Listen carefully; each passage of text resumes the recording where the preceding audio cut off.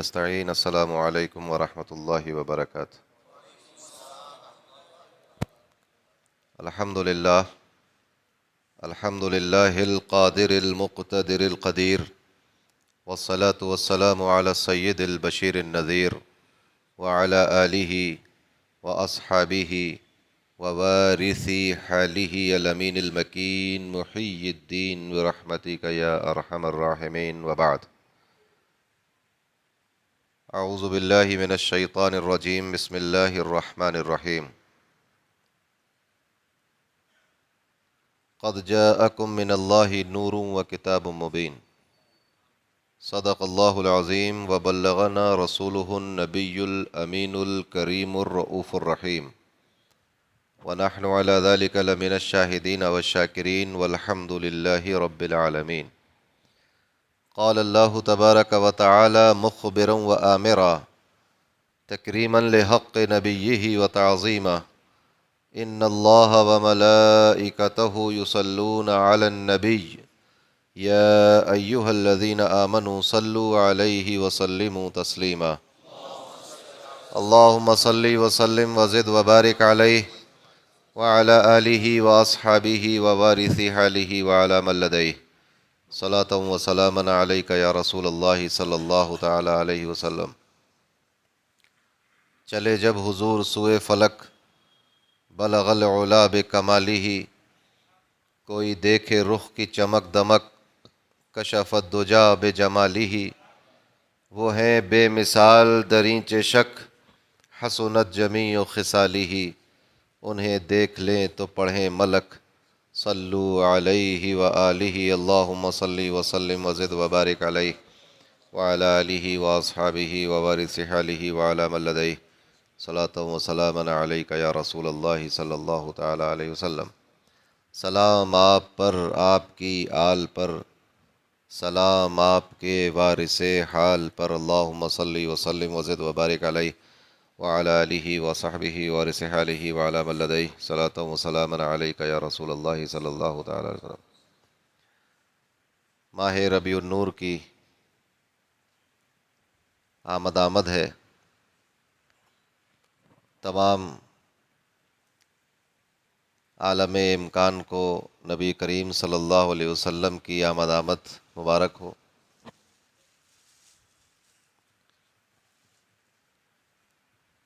اللہ تبارک و تعالیٰ کا فضل و احسان کہ اس نے ہمیں اور آپ کو اس بامقصد اور مبارک محفل میں حاضر ہونے کی توفیق عطا فرمائی.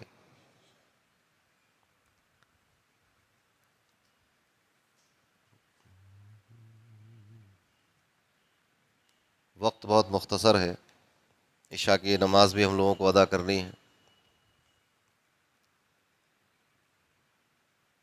مغرب اور عشاء کے درمیان اس وقت کو دیکھ کر مجھے ایک روایت یاد آئی. ایک مرتبہ مدینے کی سرزمین پر مسجد نبوی میں مغرب کی نماز کے بعد کچھ صحابہ بیٹھے ہوئے تھے. راوی کہتے ہیں کہ مغرب کی نماز ہوئی، اس کے بعد جن کو جانا تھا وہ چلے گئے، جن کو رکنا تھا وہ رکے رہے، عشاء کے انتظار میں بیٹھے رہے اور ذکر کرتے رہے. اسی اثنا میں دیکھا کہ نبی کریم وہ آپ بھی نماز ادا کر کے اپنے کاشان اقدس میں تشریف لے گئے تھے کہ اچانک آپ وہاں سے باہر آئے اور تیز تیز قدموں سے چلتے ہوئے صحابہ کی جماعت جہاں مسجد میں بیٹھی تھی ان کے پاس آئے. اتنی تیز آپ چلتے ہوئے آئے کہ آپ کی تیزی سے چلنے کا اثر آپ کی سانسوں سے ظاہر ہو رہا تھا. تیز تیز جب چلتے ہیں تو سانس تیز ہو جاتی ہے. تیز چل رہے تھے. آ کے کہا کہ کیا میں تمہیں خوشخبری نہ سنا دوں؟ صحابہ نے کہا یا رسول اللہ سنائیے خوشخبری کیا. فرمایا اللہ نے آسمان کے دروازوں میں سے ایک دروازہ تمہارے لیے کھول دیا ہے، اور اللہ تبارک و تعالی فرشتوں کے درمیان تم پر فخر فرما رہا ہے اور فرشتوں سے کہہ رہا ہے کہ دیکھو میرے ان بندوں کو کہ ایک نماز ادا کر چکے ہیں، دوسرے فرض کے انتظار میں بیٹھے ہیں. تو اللہ کا شکر ہے کہ آج میرج کی سرزمین پر آپ حضرات مغرب کی ادا کر چکے ہیں، عشاء کی نماز کے انتظار میں بیٹھے ہیں، اور اسی درمیان کچھ اللہ رسول کی باتیں بھی ہو جائیں گی۔ اللہ تبارک و تعالی ہمیں ذکر کرنے کی، رسول اللہ صلی اللہ علیہ وسلم سے محبت کرنے کی توفیق عطا فرمائے۔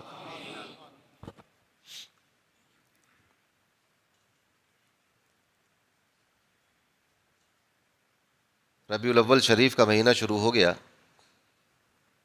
آج پہلی تاریخ بھی تھی، اب 2 تاریخ لگ گئی مغرب کے بعد سے۔ اس مہینے کے آتے ہی مسلمانوں کے درمیان ایک توانائی، ایک ولولہ، ایک محبت میں جوانی اور طاقت آ جاتی ہے۔ یہ ایسی مبارک گھڑی، ایسا مبارک مہینہ ہے، ایسی مبارک تاریخ ہے کہ کائنات میں مقصود کائنات کی آمد ہو رہی ہے۔ اللہ کی مخلوق کے درمیان اللہ کا محبوب تشریف لا رہا ہے۔ بے کسوں، مزدوروں، لاچاروں، حسرت زدہ لوگوں کے درمیان رحمت للعالمین تشریف لا رہے ہیں۔ گریہ و زاری کرتی ہوئی آنکھوں کے درمیان آنکھوں کا نور تشریف لا رہا ہے۔ شکوہ کرتی ہوئی زبانوں کے درمیان شکر ادا کرنے والا اور شکر کی نعمت سکھانے والا آ رہا ہے۔ تاجدار اہل سنت فرماتے ہیں، ہے پیاری بارہ ربیع الاول، سہانا ہے وقت شب گھڑی ہے، کرم کا چھڑکاؤ ہو رہا ہے، سواری آقا کی آ رہی ہے۔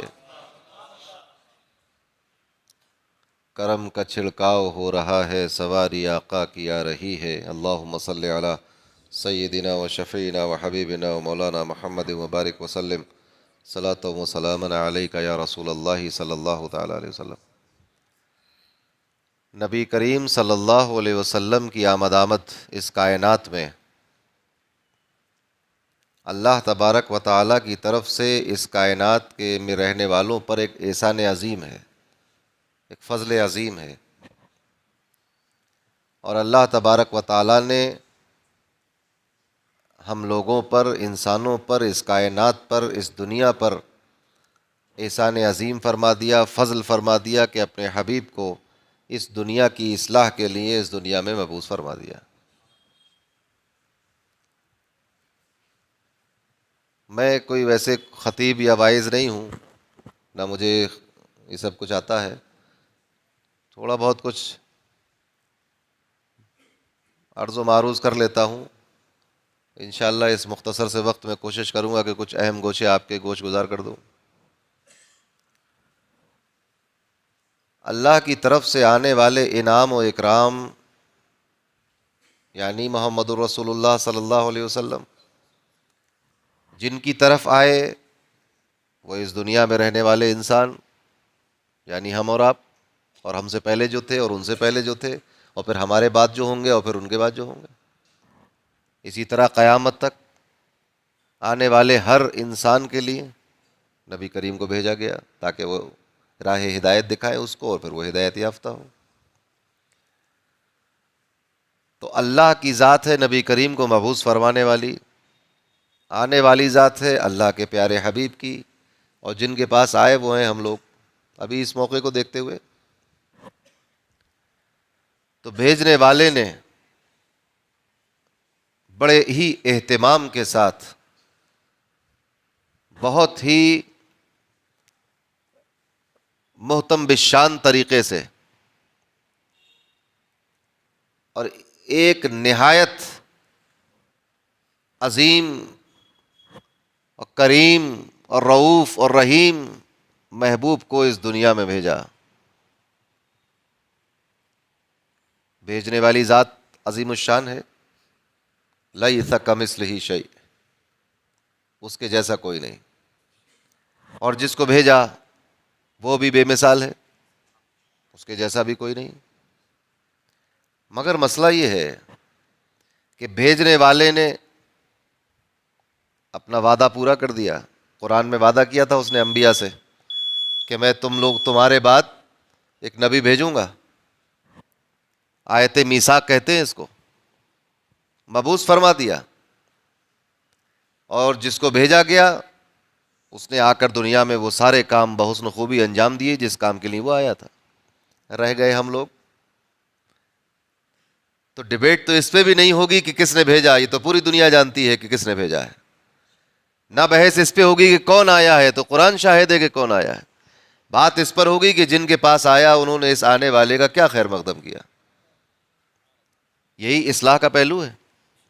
عید میلاد النبی منانے کا یہی مقصد ہے کہ ہم اپنے آقا کی آمد کے گن گائیں، اور اسی خوشی اور مسرت کے ماحول میں، اسی خیر و برکت کے ماحول میں یہ بھی غور کریں کہ وہ آیا کس لیے تھا۔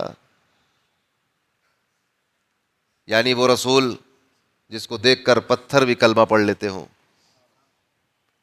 وہ رسول کہ جن کا کہنا جانوروں نے مان لیا، پیڑوں نے مان لیا، وہ رسول جب انسانوں کو سمجھانے آئے کہ اللہ ایک ہے تو انسانوں نے نہیں مانا، دشمنی کر لی۔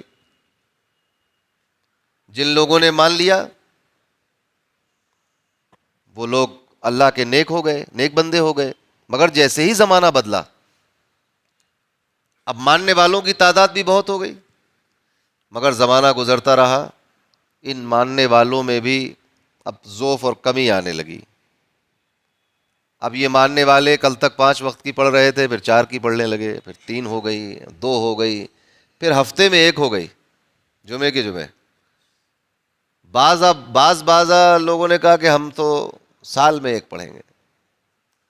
کچھ لوگ ایسے ہیں جنہوں نے کہا کہ ہمیں پاس سال کی بھی فرصت نہیں ہے، میت کی پڑھ لیں گے کسی۔ آپ یہ سوچیں، یہ کیا نبی کریم صلی اللہ علیہ وسلم کو اسی لیے بھیجا گیا تھا کہ ان کی آمد کا جشن منانے والے، ان کی نورانیت پر دلائل دینے والے، ان کے قرآن کو پڑھ پڑھ کر ان کی عظمتیں بیان کرنے والے ان کے لائے ہوئے دین کو بالکل نہ مانیں۔ آج اہل سنت والجماعت پر سب سے بڑا اتہام اور الزام یہی ہے کہ یہ بد عمل ہیں، بے اعمال ہیں، ان کے پاس نیک عمل نہیں ہے، یہ نماز نہیں پڑھتے، یہ اللہ کی عبادت نہیں کرتے، یہ نیک کام نہیں کرتے، یہ اخلاق نبوی سے حصہ نہیں لیتے، یہ صرف نعرے لگاتے ہیں، نیاز بانٹ دیتے ہیں، جلوس نکال لیتے ہیں، نعتیں پڑھ لیتے ہیں۔ یہ وہ کام ہی نہیں کرتے جس کام کے لیے نبی کریم آئے تھے دنیا میں، جو کام کرانے کے لیے رسول اللہ تشریف لائے تھے نور بن کر۔ نور معلوم ہے کسے کہتے ہیں؟ روشنی کو۔ وہ نور وہ چیز ہوتی ہے جو اندھیرے کو دور کر دے، ظلمت کو دور کر دے، وہ نور ہے۔ اگر ظلمت مادی ہے تو مادی نور اس ظلمت کو دور کر دیتا ہے۔ مثلا رات ہو گئی اس دنیا میں، یہ مادی رات ہے، مادی اندھیرا ہے، تو سورج نکلے گا چونکہ وہ بھی مادی ہے، یا لائٹ جلائیں گے تو یہ بھی مادی ہے، موم بتی روشن کریں گے، ہے نا؟ آج کے دور میں موبائل کی ٹارچ جلا لیتے ہیں لوگ۔ تو مادی اندھیرے کو، دنیاوی اندھیرے کو دنیاوی روشنی دور کرے گی، ظاہری اندھیرے کو ظاہری نور دور کر دے گا، اسی طرح باطن کے اندھیرے کو باطن کا نور دور کرے گا، دل کے اندھیرے کو دل کا نور دور کرے گا، سینے کے اندھیرے کو سینے کا نور روشن کرے گا، آنکھ کے اندھیرے کو آنکھ کا نور۔ کوئی نابینا ہو جائے تو کیا ہے؟ آنکھوں کا نور چلا گیا۔ تو اب بینائی لائٹیں اور بلب لگا کر نہیں آئے گی، آنکھوں کا اندھیرا ہے تو آنکھوں کا نور چاہیے۔ تو جیسا اندھیرا، جیسی ظلمت، ویسا اجالا روشن کرنے کے لیے۔ اب دنیا ایک اندھیرے میں تھی، دنیا ایک ظلمت میں تھی، ظاہری ظلمتوں میں بھی تھی، باطنی ظلمتوں میں بھی تھی، کردار اور اخلاق کی ظلمت بھی تھی، اقوال و اعمال کی ظلمت بھی تھی، دلوں اور سینوں کی ظلمت بھی تھی، فکر، آگہی اور شعور کی ظلمت بھی تھی۔ لوگ جنگ میں مبتلا تھے، خونریزی میں مبتلا تھے، جھوٹ بول رہے تھے، حرام کاریاں عام تھیں، کوئی قانون نہیں تھا، کعبہ شریف کے چکر بھی لگاتے تھے تو ننگے ہو کر، مطاف میں کعبے کے صحن میں بت رکھ لیے تھے، بت پرستی ہوتی تھی، یہ سب اندھیرے اور ظلمت تھی، گمراہی کی باتیں تھیں۔ اب ایسے ماحول میں اللہ نے فرمایا قد جاءکم من اللہ نور. تمہارے پاس تحقیق یقیناً، یعنی اس بات میں ویسے تو قرآن میں ویسے ہی کوئی شک نہیں ہے، مگر اللہ فرما رہا ہے قد جاءکم، تحقیق تمہارے پاس آ گیا اللہ کی جانب سے نور، ایک روشنی آ گئی، اللہ کی جانب سے آئی ہے. اور یہ قد جاءکم میں جو کم ہے، پہلے مخاطب تو اس کے وہ ہیں جو مکے میں تھے، دور بدلتا رہا، مخاطب بدلتے رہے. اب قرآن جو پڑھے گا قرآن اس سے کہے گا تمہارے پاس آیا.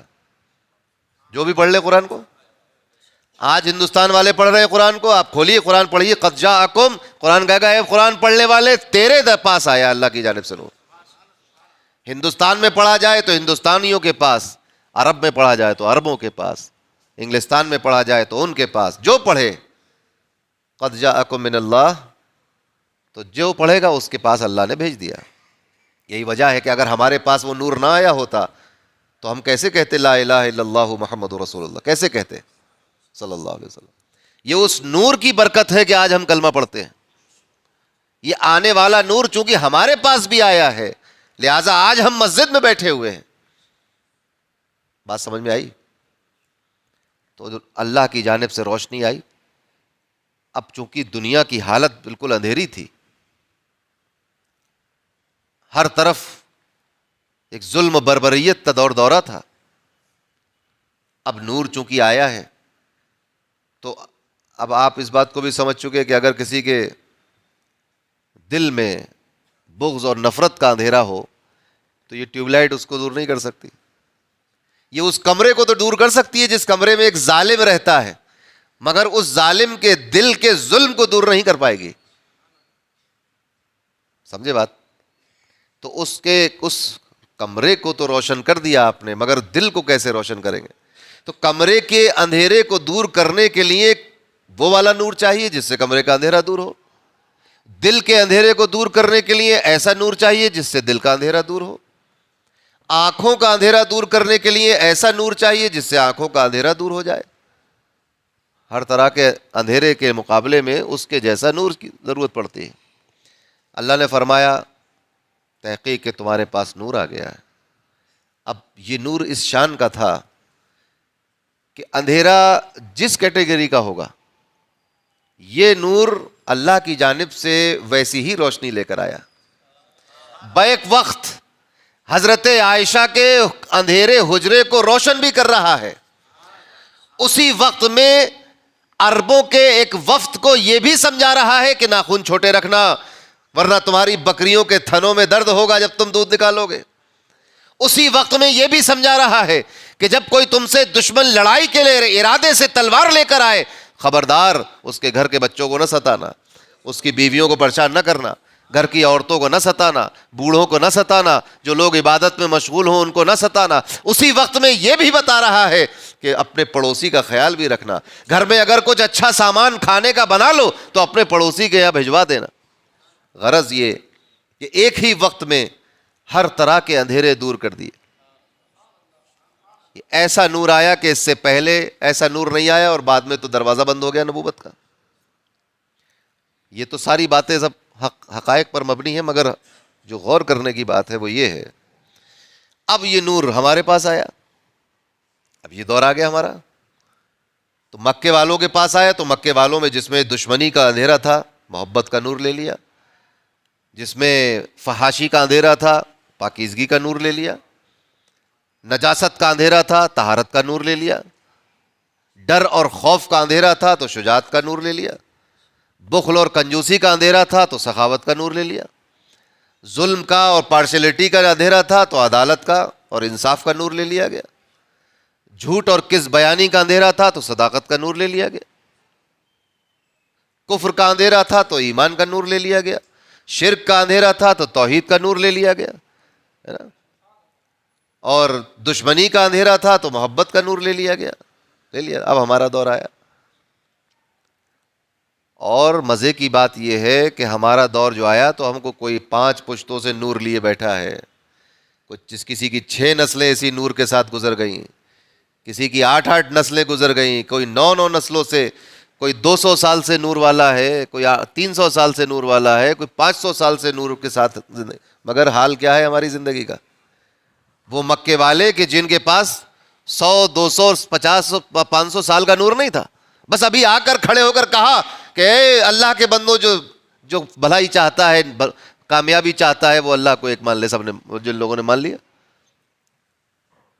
تو وہ لوگ تو کامیاب ہو گئے.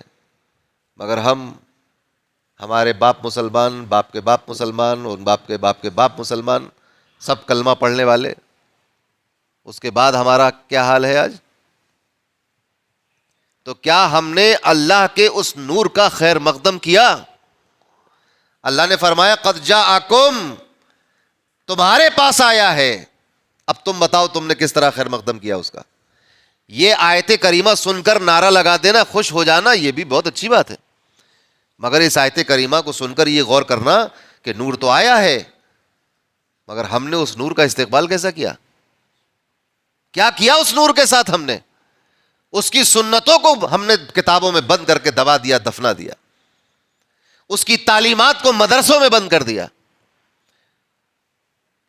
اس کے پیغامات کو کتابوں میں بند کر کے جزدان میں لپیٹ کے اتنے اونچے پر رکھ دیا کہ نہ کسی بچے کا ہاتھ پہنچے نہ بڑھے گا. یہ اس کام کے لیے نور آیا تھا. کس طرح ہم اس نور کو، کیسے اس نور کو ویلکم کہیں گے؟ قد جاءکم من اللہ نور، نور تو آیا، تو کس طرح کہیں گے اہلا وسہلا مرحبا؟ کیا انداز ہوگا ہمارا؟ نماز قضا کر کے اس نور کا استقبال کریں، آپس میں جھوٹ بول کر اس نور کا استقبال کریں، آپس میں فرقہ بندی اور تفرقہ پھیلا کر اور پارٹی بندی کر کے اور اپنے کو سب سے بہتر سمجھتے ہوئے دوسروں کو بہت ہی کمتر سمجھتے ہوئے اس نور کا استقبال کریں، نفرتوں کو ہوا دے کر اس نور کا استقبال کریں، اپنے کو بہت متقی پرہیزگار، باقی ساری دنیا کو فاسق و فاجر سمجھ لیں، ایسے استقبال ہوگا؟ غیبتیں کریں گے تو استقبال ہوگا؟ کیا طریقہ ہوگا؟ خالی جلوس میں جھنڈا اٹھا کر جھوم کر نعرہ لگا دینے سے استقبال ہو جائے گا؟ اسی کو تو ریاکاری کہتے ہیں فقہ کے اندر، کہ زبان پہ کچھ ہے، دل میں کچھ ہے، بولتے کچھ ہے، کرتے کچھ ہے. یہ منافقین کی علامت ہے. منافق عبداللہ ابن ابی یہی کیا کرتا تھا، سامنے زبان سے خیر مقدم کر رہا تھا رسول اللہ کا، مگر دل میں اس کے کچھ اور چل رہا تھا. تو ہم الحمدللہ منافقین نہیں ہیں، ہمیں تو اللہ نے مومنین میں پیدا کیا ہے، ہمیں ایمان والا بنایا ہے. پھر ہماری حرکتیں اور علامتیں اور نشانیاں یہ جھوٹوں جیسی کیسے ہو گئی؟ ہمیں سدھرنے کی ضرورت ہے، اس نور کا استقبال کرنے کی ضرورت ہے. ہم اپنے گھروں پر قمقمے لگاتے ہیں، چراغ جلاتے ہیں، موم بتیاں جلاتے ہیں، لائٹنگ کرتے ہیں، سب کچھ کرتے ہیں، یہ اس نور کا استقبال نہیں ہے. اس نور کا استقبال اپنی حالت کو بدل کر کیا جائے گا. آپ ذرا سوچیں، ایک مثال میں اکثر دیتا ہوں، کسی شہر میں لائٹ نہیں پہنچی تھی، غور سے سننا اس بات کو، لائٹ نہیں پہنچی تھی، اندھیرا تھا، لوگ چراغ جلایا کرتے تھے. پھر مہربانی ہوئی سرکار کی، بھارت سرکار، اس نے کہا بھائی یہاں پر لائٹ پہنچائی جائے. اور لوگ بہت احتجاج کر رہے ہیں، دھرنا پردرشن کر رہے ہیں، لڑ رہے ہیں، بسوں کو جلا رہے ہیں، ٹرینوں کو جلا رہے ہیں، بھائی لائٹ پہنچائی جائے، لائٹ پہنچائی جائے، لائٹ پہنچائی جائے. خیر صاحب، گورنمنٹ نے تار کھچوائے، بجلی گھر بنایا گیا، ایک ٹرانسفارمر رکھا گیا. لوگوں نے دیکھا رہے بھائی بجلی گاؤں میں آ گئی ہے، بہت بڑا جلوس نکالا، استقبال کیا لائٹ کا، جھنڈے لہرائے، نعرے لگائے، مٹھائیاں بانٹی، نئے کپڑے پہنے، عطر لگایا، بہت مبارکبادیاں دیتے ہوئے فجر کی تو پہلے سے جاگ گئے اور تہجد کے وقت سے جھومتے جھامتے ہوئے، جلوس بناتے ہوئے بجلی گھر تک پہنچے، اور پھر وہاں سے واپس اپنے گھر آ گئے. مگر کنیکشن کسی نے نہیں لیا. خوشی منا لی لائٹ کے آنے کی، تو لائٹ کے آنے کوئی فائدہ ہوا اس گاؤں میں؟ درخواست کسی نے نہیں دی کہ ہمارے گھر میں بھی میٹر لگایا جائے، ہمیں بھی اس کی روشنی چاہیے، یہ کسی نے نہیں کہا. جلوس نکالا، استقبال کیا، نعرے لگائے، کھانا کھلایا، خوب کیا. تو کیا حق ادا ہوا بجلی آنے کا؟ بلا تشبیہ و تمثیل جشن آمد مصطفیٰ منایا جا رہا ہے، قرآن کی آمد ہو رہی ہے، رسول اللہ تشریف لا رہے ہیں، اللہ کا دین آ رہا ہے، نمازوں کا نظام آ رہا ہے، خاندان کا نظام آ رہا ہے، اسلامی معاشرے کا نظام آ رہا ہے، سچائی آ رہی ہے، سب کچھ آ رہا ہے۔ مسلمان جشن بھی مناتے ہیں، جلوس بھی نکالتے ہیں، مگر وہ چیز لے کر نہیں آتے جو اللہ نے بھیجی۔ یعنی عید میلاد النبی کے دن بھی نماز قضا ہو جاتی ہے۔ آپ ذرا سوچئے، صبح میں جلوس نکالا، ظہر کی نماز غائب، یہ کون سا آمد مصطفیٰ کا جشن ہے؟ تو کوئی جشن نہیں ہے، یہ بالکل ایسی ہی بات ہو گئی کہ بیمار تھے، ڈاکٹر کے پاس گئے، دوا بھی لے کر آئے مگر کھائی نہیں، پھر تو کیسے صحیح ہوں گے؟ کچھ کرنا پڑے گا۔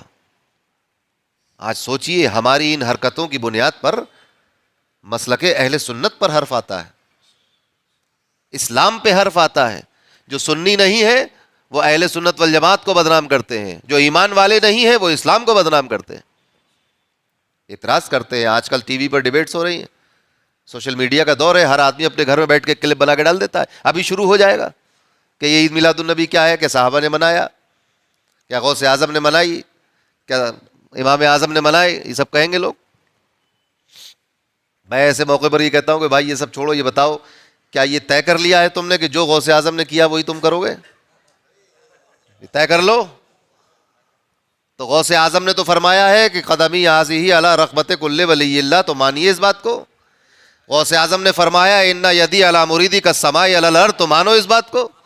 غوث اعظم نے فرمایا من نادانی فی شدۃ، من نادانی باسمی فی شدۃ فکشفت عنہ، جو پریشانی میں میرا نام لے کر مجھے پکارے گا اس کی پریشانی دور ہو جائے گی، مان لیجیے اس بات کو۔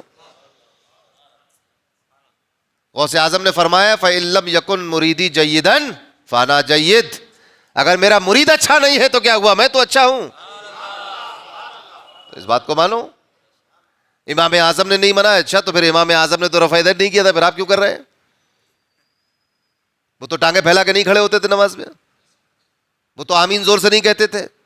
تو جو انہوں نے کیا اگر وہی تمہیں کرنا تھا تو پہلے تم نماز صحیح کرو اپنی، جو دن میں 5 وقت پڑھی جاتی ہے وہ چیز صحیح کرا رہے ہو جو سال میں ایک بار ہوتی ہے۔ تو یہ پتہ یہ چلا کہ نہ امام اعظم کی محبت ہے نہ غوث اعظم کی محبت ہے، یہ شیطان کے چکر میں پڑھ کر یہ جو امت میں خلفشار پیدا کرنے والی بات ہے۔ عید میلاد النبی کس نے نہیں منایا؟ یعنی نبی کریم کے پیدا ہونے کی خوشی کس نے نہیں منائی؟ سب نے منائی۔ قیامت کے دن جو صحابیوں سے ملاقات ہو تو پوچھنا کہ کیا آپ کو بہت افسوس ہوا نبی کریم کی پیدائش پر؟ خوشی منائی گئی۔ اور کس کس چیز، ہم تو صرف پیدائش کی خوشی منا رہے، صحابہ نے تو ہر چیز کی خوشی منائی ہے۔ نبی کریم اپنے حجرے مبارک سے باہر قدم رکھتے ہیں، صحابہ خوشی منا رہے ہیں۔ بدر سے لوٹ رہے ہیں، صحابہ خوشی منا رہے ہیں۔ مکے سے مدینہ جا رہے ہیں تو خوشی، مدینے سے مکے جا رہے ہیں تو خوشی، کسی کے گھر جا رہے ہیں تو گھر والا خوشی منا رہا ہے، اس کے گھر سے بازار میں آ رہے ہیں بازار والا خوشی منا رہا ہے، اپنے گھر میں جا رہے ہیں تو ان کے اپنے گھر والے خوشی منا رہے ہیں۔ نبی کریم مسکرائے تو صحابہ خوش ہو گئے، آپ آرام فرمانے لیٹے کسی کے گھر تو وہ گھر والا خوش ہو گیا۔ تو وہ تو ہر موقع پر خوشی منائی، اتنی خوشی ہم نہیں منا پاتے، وہ تو ہر موقع کی خوشیاں منائی انہوں نے۔ مگر عرض کرنے کا مقصد یہ ہے کہ ہمیں یہ سوچنے کی ضرورت ہے کہ یہ نور والا آیا ہے، جو نور لے کر آیا ہے تو نور لایا کیا واپس لے جانے کے لیے؟ یہ دینے کے لیے، تو جھولی پھیلانی پڑے گی، دل کے کٹورے کھولنے ہوں گے، ہاتھ پھیلانا ہوگا اور کہنا ہوگا یا رسول اللہ آپ دنیا میں تشریف لائے، اللہ کا احسان عظیم ہے، مگر ایک نظر ہمارے دل پر بھی ڈال دیجیے، ہمیں بھی اپنی سنتوں کا نور عطا فرمائیے۔ اور کوشش کرنی ہوگی اس بات کی کہ ہم بھی ان کے بتائے ہوئے راستے پر چلیں۔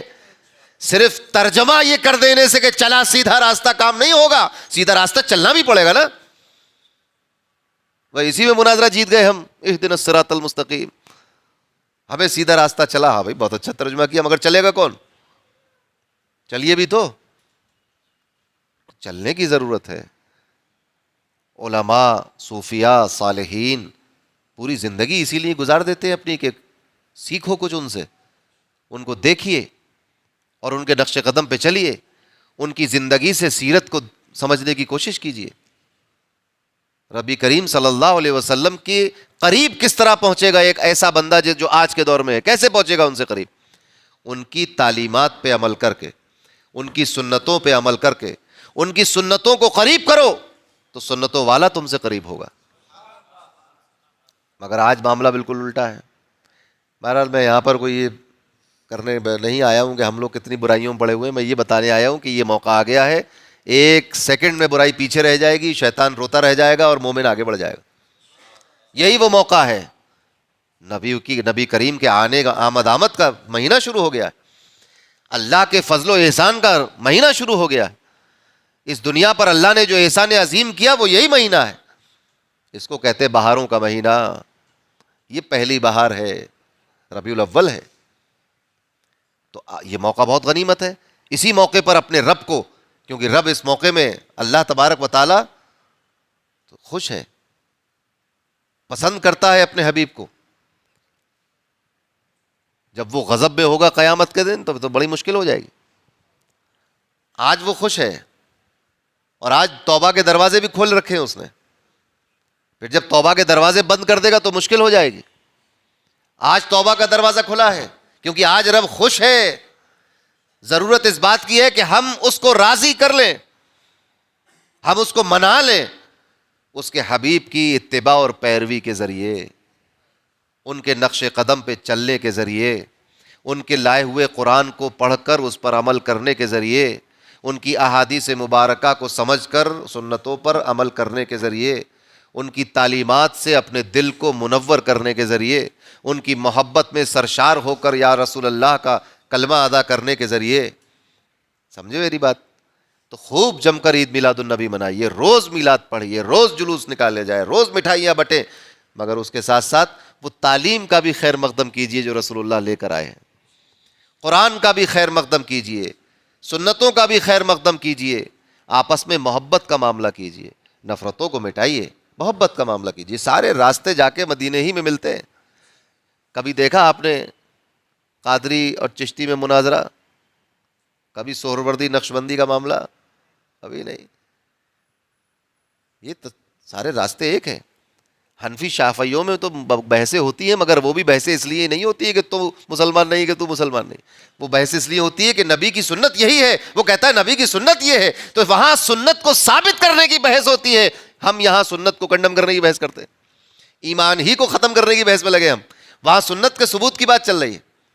یہ کہتا ہے یہ سنت ہے، وہ کہہ رہا ہے یہ سنت ہے. سنتوں کو ثابت کر رہے ہیں، یہ بھی سنت پہ عمل کر رہے ہیں، وہ بھی سنت پہ عمل کر رہے ہیں. مگر نہ ہم سنت پہ عمل کر رہے ہیں، نہ دوسرے کو عمل کرنے دے رہے ہیں. ہم کہہ رہے ہیں نہ وہ مسلمان نہیں، وہ کہہ رہا ہے کہ ہم مسلمان نہیں.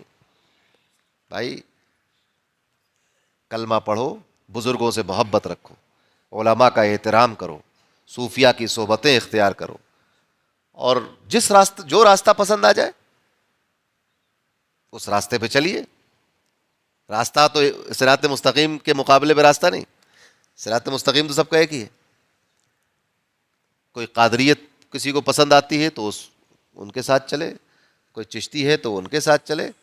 غریب نواز کے ساتھ چلو گے تو بھی مدینے پہنچو گے، غوث اعظم کے ساتھ چلو گے تب بھی مدینے پہنچو گے، شیخ شہاب الدین عمر سہروردی کے ساتھ چلیں گے تو بھی مدینے پہنچیں گے، بہاؤالدین نقشبند رضی اللہ تعالیٰ عنہ کے ساتھ چلیں گے تب بھی مدینے شریف ہی پہنچیں گے. تو علماء، اولیاء، صوفیاء سے محبت کے ساتھ یہی وقت ہے اور یہ غنیمت ہے کہ نہ معلوم کہ جو سانس ہم نے لی ہے وہ پلٹ کر آئے گی کہ نہیں آئے گی.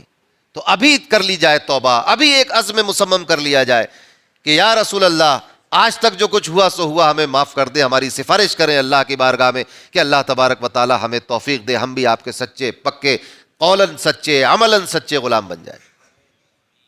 یہی ہونا چاہیے. عید میلاد، میں سمجھتا ہوں کہ عید میلاد النبی منانے کا طریقہ ہمارا ایسا ہو. تو اللہ تبارک و تعالیٰ سے دعا ہے کہ اللہ تبارک و تعالیٰ ہمیں اور آپ کو نبی کریم صلی اللہ علیہ وسلم سے محبت کرتے ہوئے ان کے بتائے ہوئے راستے پر چلنے کی توفیق عطا فرمائے. جب تک ہم زندہ رہیں اللہ اور اس کے حبیب محمد مصطفیٰ صلی اللہ علیہ وسلم کے راستے پر چلتے رہیں، ان کے احکامات کے سائے میں اپنی زندگی گزاریں. جب ہمارا آخری وقت ہو تو ہماری زبان پر ہو لا الہ الا اللہ محمد الرسول اللہ صلی اللہ تعالی علیہ وسلم. وآخر دعوانا ان الحمد للہ رب العالمین.